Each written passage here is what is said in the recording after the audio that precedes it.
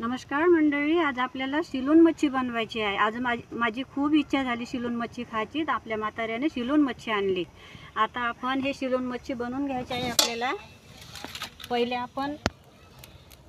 आपल्याला शिलोन मच्छी बनवायची आहे। आता आपण हा मसाला भाजून घेऊया।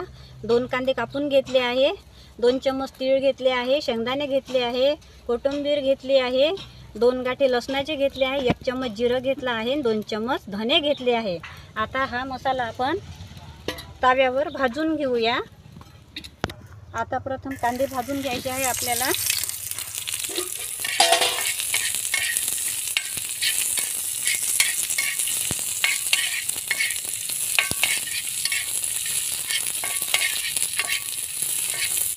बाजूला शेतीचे कामं चालू आहे ना, म्हणून आवाज येत आहे असा। आता आपण हा मसाला तव्यावर भाजून घ्यायचा आहे। त्यामध्ये आपण धने टाकून घ्यायचे आहे आपल्याला।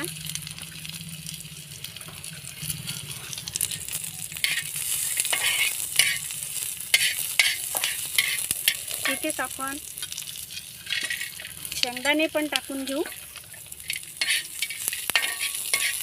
इतकं चांगला झाला आहे, लवकर भाजून जाते। चांगला भाजा लागते मसाला लाल होईपर्यंत।